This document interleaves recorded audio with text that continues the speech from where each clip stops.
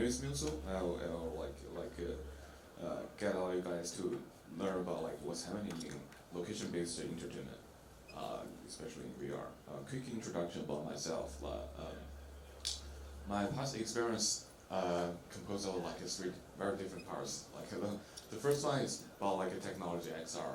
I'm consultant for like Huawei and early developers for like Project Tempo at Google NIC, and also some guest lectures for universities in York University and also University of the Arts. And my second experience comes from the performing arts industry. So I was like a personal investor for Hadestown Broadway. That's a Broadway musical, and I'm super lucky because the next year the Hadestown that Broadway musical wins the Tony Awards, and also I'm a registered like performance brokers in China. So if you guys have some like a performance wants to come into China, like we could talk actually. And the third experience comes from like almost like 10 years of I work as a professional architect. So like I was kind of like the early adopters for like parametric design, like using scripting in architecture field. So these like different experiences like gives me very different perspective, like when it comes into like location-based entertainment with XR. And my company is called, like, I founded the company in New York City called Nexing. Nexing is kind of like right now it's kind of like a pretty renowned like a company for immersive entertainment, immersive experiences. So we do a lot of like research, like we publish research reports on immersive design. So we released some like reports previously on immersive design, also like digital production, virtual production, all the kind of things. And we also produced some immersive experiences in China. For example, like this one, Phantom Detective is right now is if you visit Beijing, you could like buy the tickets and the experience. It's like an immersive theater piece. And also we were getting involved in some like virtual concert metaverse projects as well. For example, like Tyga is a pretty famous rapper in United States. So like we were getting involved in a large production team, like different like teams for Tyga's like a virtual concert. We 3D scanned Tyga in Los Angeles, like in 2022, and they hold like a virtual concert for. So these are all my experiences. So in terms of the experiences, like we produce not only like a real world experience, but also virtual world experiences. Then it comes to the topic like VR and location-based VR. For those who don't know, like location-based VR it actually comes to two different categories. So if you talk about like a location-based entertainment is actually a pretty large category, which includes like tourism attractions, exhibitions, theaters, museums, concerts, all that kind of stuff, and also like a very large one is theme parks, like Disneyland and Universal Studios. But when it comes to VR, it actually has like sounds like it's different two categories, but like in between there's location-based VR. So in the short word is actually you experience this VR in a specific location. So normally it is some kind of like experience you could not only you're not able to like just experience using a like a Pico headset, other kind of things. You need to go to a location to experience, like you go to a theme park to. So and then what's the difference between like these experiences? You could actually tell from like these pictures. For example, like this picture is from like a Meta Quest. You could, with one like a headset, you could experience many things already. But like when it comes to location-based VR, you actually, the main difference is the latter one, like location-based VR. Since you go to a specific location, you experience that experience with other people. So it's more like a collective experience instead of an individual experience. So what gives you, besides just what you see in the headset, is actually is collective experience. You work with other people, you share the same memory and you could communicate on-site simultaneously. So that's very different things. And then a quick survey, who knows this company? Like it's called The Void. Okay, only two people in the know this company. Okay, I'll quickly do a introduction.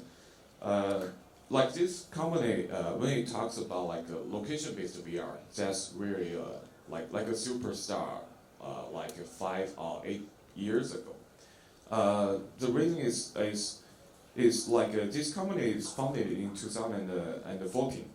When it comes out, it's a blast to the entertainment industry because when people will experience something they will never experience. For example, like the Star Wars experience in VR, and then go to a place with their friends and families. So they will spend 30 minutes in the area they provided, and then you transport yourself into another world and to experience that things. So when it comes to the market, it's a blast, and they got the investment and also IP license from Disneyland. And I think when it becomes big, because in 2016 they opened their flagship just outside in the Disney Park. So it becomes very successful at that moment, and it starts to expand to the world. But in 2020, this company discontinued because of first of all, COVID it's a thing, and also their investment for production is really high. So their their cash flow is not that healthy. So they discontinued this company, and also for location-based VR, that things everybody will raise a question mark. Will it really work? Like companies successful like this will also face their failure. So it comes to this like a hype cycle. We joined this hype cycle for LBE VR. For those who are familiar with the Gartner curve, it's very similar to that one. So I think at the very beginning when VR comes out, and then when people in the entertainment industry, location-based entertainment industry, they saw this opportunity, and then the voice comes out, it becomes very successful, start to expand to the world, and then the COVID comes, everything turned to the other side, and also many companies in location-based VR, they really had a hard time. But right now we saw a new opportunity, and we already saw many evidence, and I think it's pretty important to for the Asian market right now, because when I come here I didn't see too many these kind of cases, but it's already very successful in China. So when you saw this curve, you will think about where are we right now, and then I will explain where are we right now. From our experience, if you want to do a very successful location-based entertainment project, there are 3 key elements. The first of all, you definitely need to have a very good content. For example, you have a Disney IP, the Marvel IP, all that kind of things to support. And then since it's a location-based business, you should have a very good location to open that store. That's something very different from the people who are in the VR XR industry. They will not consider that too much. And also technology to enable you to have this kind of VR content in this location. And right now, the curve is changing is because we noticed that there is a trend, the technology is driven the business model shift. So it enables location-based entertainment VR to the next level. So because of this technology, there are some a business model shift even. For example, this picture is taken from the Void UK when they are still open in UK. So we are running in this kind of a theater model. So you could see there are only 4 people could play in a group at a time. So they will spend 30 minutes in a place. But not right now, since the technology is driven, we could shift from this theater model to a larger exhibition or dark ride model, which means you could accept more people in a space in the same time. So And there's also innovations in the management, which means there's no reservation required. So you could just drop on and goes in. It's just like seeing an exhibition. So you could imagine the traffic is the volume is different. When it comes to location-based entertainment, there are many different metrics you should think. For example, the capacity, also the per square meter efficiency. How in term, it's just how much money you could make in these rented spaces, and also the turnover rate. These metrics becomes very important. And then why now? So what happened because of to enable all these things? We notice there are many innovations in the location-based VR technology. For example, we divide it into 4 different parts to help you understand, because it's pretty comprehensive. So when you think about a location-based VR in business, you should definitely look into these 4 parts. So the first part is definitely tracking. So if you want to hold an experience in a location, and definitely everybody needs to know where they are. And then the next part is telecommunication. For example, if you have a stable network to transfer simultaneously in this location, all these data, and also computing power. If you have enough power to support the rendering, the computing things, and also display. So we will dive into these 4 parts one by one. So before, in terms of tracking, we normally for LBE VR we will use outside-in tracking. So a limited space, you have some trackers, and then it could only support a very small location with very small group of people. But right now, there are very good solutions provided by HTC and also Pico. They have this kind of integrated location-based service solution for very large space. For example, they could support the area 33 meters by 33 meters, which will allow you to track a place of 1,000 square meters. And also they have the markers on the wall. So from previous images, you could see there are markers on the wall. It gives you the tracking capability, and also with map sharing, you could have a lot of people inside one space by using the same map to experience the same thing.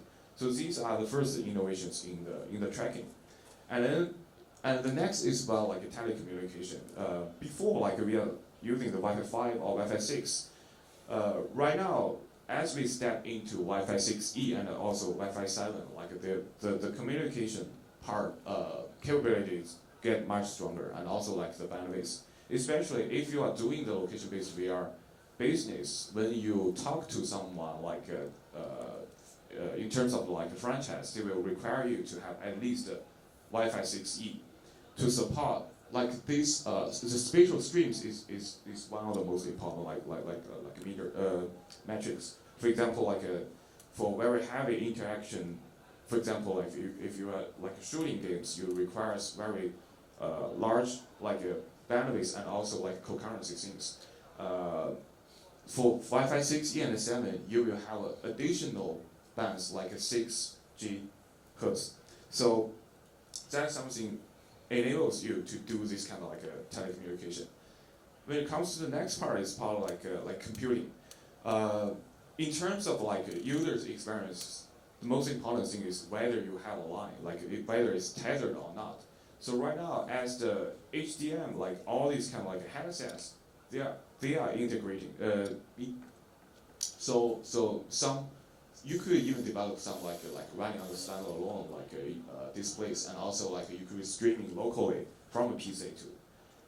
In other words, actually for some experiences, you don't have to be tethered to a place which limits you the movement.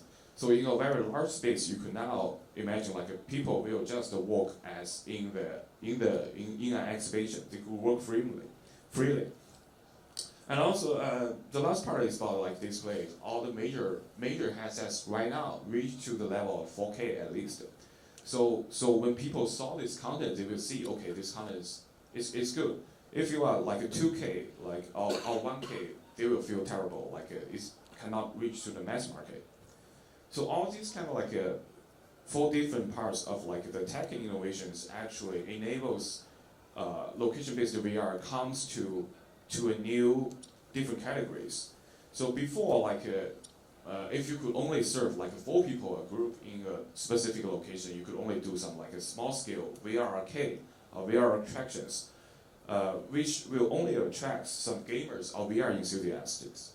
But right now, since you could serve a large space with good content and very freely you walk into that space, so it actually enlarged the category. For example, like VR escape rooms we saw, and also like the battle arenas, and also like exhibition museum. These will attract more people. For example, like exhibition goers, museum goers, and also you could like family gathering, company team building, all these things. It actually opens up to more people. So this kind of like a technology innovation will change, like enables location-based VR from niche market to the mass market. So that's a huge opportunity. And then in terms of like the content, we will see like what's happening really right now. We did research about like the whole Europe and the Western world. Kind of like we noticed one thing. Definitely there are some brands already pretty famous. For example, like Sandbox VR, they have. I think they already like have at least around like 30 to 40 different locations across the world, and also zero latency. These tools I think that you could both like experience in Singapore. So these are already global franchise companies, but we saw some like new companies coming out in Europe as well. Like they founded the company just in I think less than 3 years, but they are quickly expanding across Europe as well. For example, like there's one called Lighting VR in Netherlands, and also like the Power from Belgium. And also another elements we saw is because the quality and the tracking of the technology is good, they start to attract the mass public, the younger generation. For example, there's one company called Otherworld in UK, in London. They already have a lot of stores. They are adding this plus a bar, so you could so friends will go there to order a drink and then play VR together. So these things is becoming a very good like a social space to VR. And then like when it come, we notice as I mentioned, like the technology innovation, there are companies are doing really VR exhibition or museum, attract a lot of people. Like this company is based in France. It's called Excurio.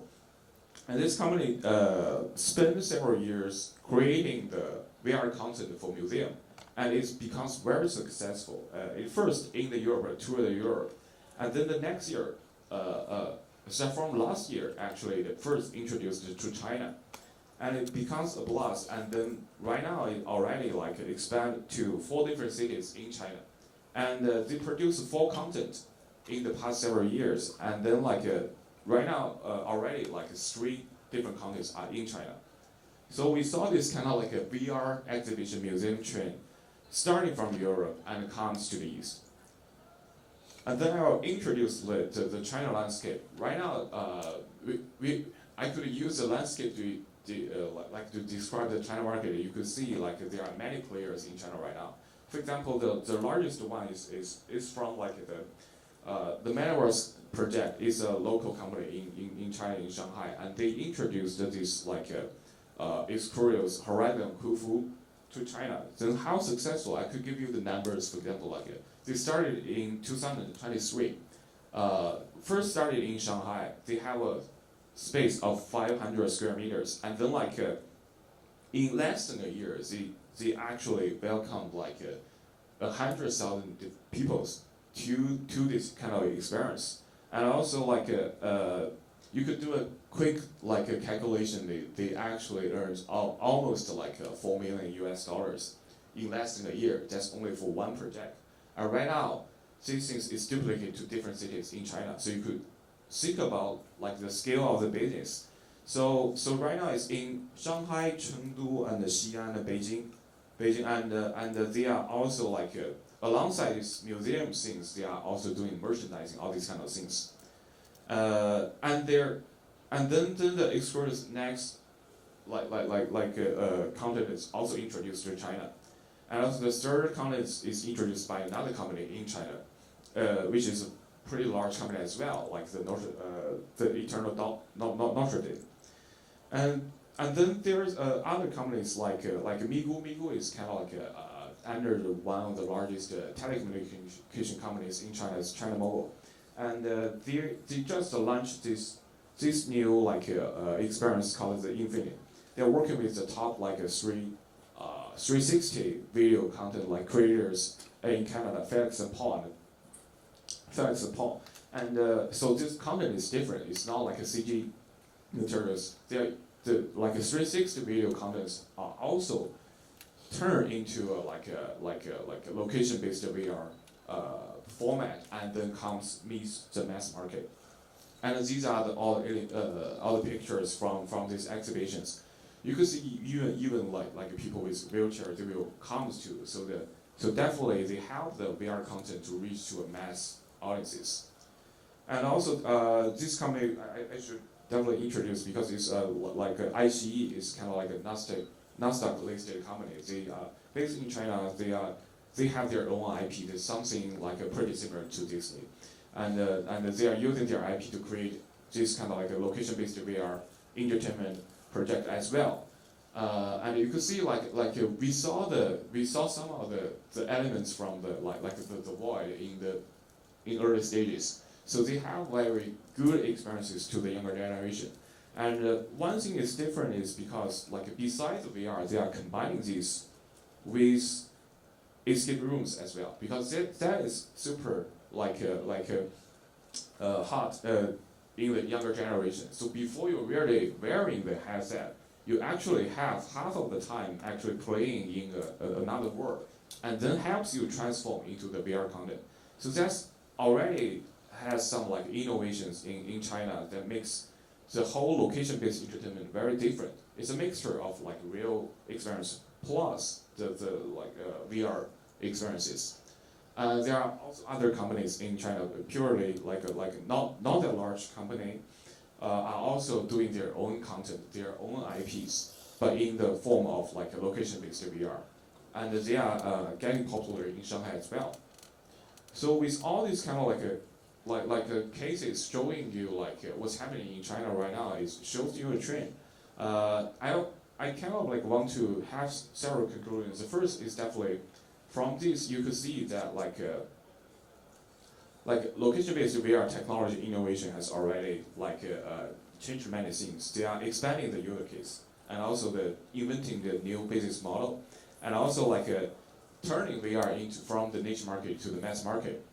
And I also want to referring to the PC era, because in PC era, everyone knows when the personal computer first come out, it only limits to a certain market, only professional people will use it.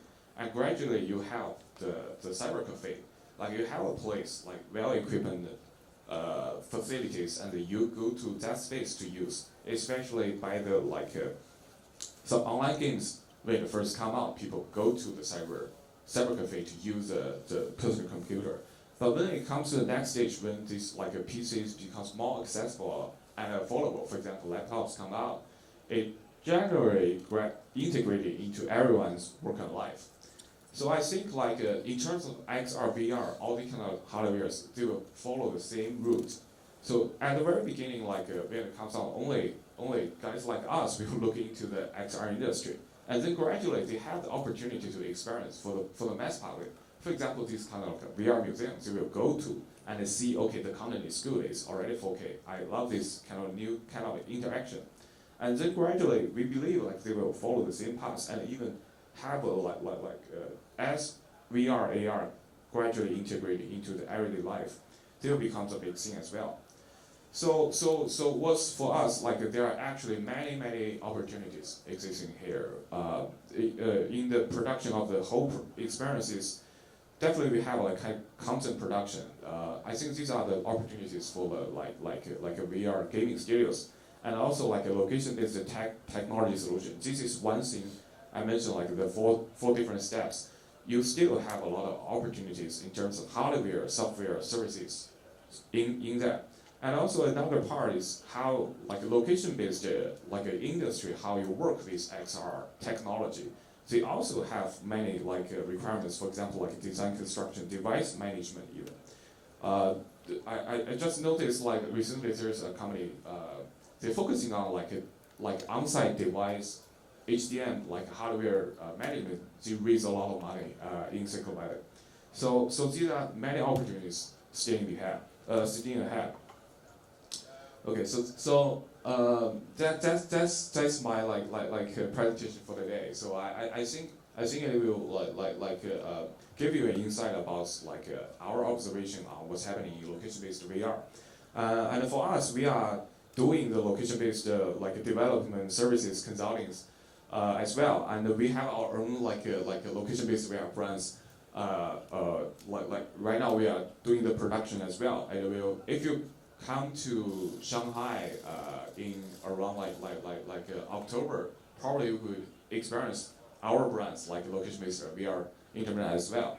But if you also have some questions about services, all that things, you could reach to us as well, because we also want to introduce some things to the China market, and also have some experience comes to the Southeast Asia as well. Okay, that's all. Thank you. Anyone has questions? Yes. Before we move into questions from on-site, we actually also have a question from the Huva app. As by the way, quick reminder to all attendees, on the Huva app for each session, you can also submit questions, which we'll look to first, and then we'll handle any on-site questions. Okay, so first we have a question from Patrick from Dark Arts, asking, given the cost of AVP, how will it ever really fit into the LBE landscape? Yeah, I noticed that question on the app. I could share even in China there's one company already using AVP in location-based VR. They tell me AVP, if you the thing is if you simply do a comparison about you do location-based VR, you definitely have a lot of things. Besides the VR goggles, you also have a computer, a VR-ready computer. So combining all these things is, if you compare that with AVP, is not, the price is similar. It's not, AVP is much more expensive, but it gives you the benefits of like I said, to the mass public, actually not too many people experienced AVP before. It becomes a very good selling point. So you will have a place with for example 20 or 30 AVPs ready on site. So you simply just buy a ticket, you could experience equipment of 3,000 US dollars. And then you will only spend less than 300 RMB. So it's actually a very good attracting point and the selling point for location-based VR entertainment industry. So I think it's a very good good try, and I could tell him there are already companies in China trying to do these things. Yeah. Thank you. Do we have any other questions from the audience? Okay. If not, thank you so much, Muso. I'm sure the audience found this a very enlightening conversation about the current landscape of location-based VR as well as upcoming opportunities. So thank you very much.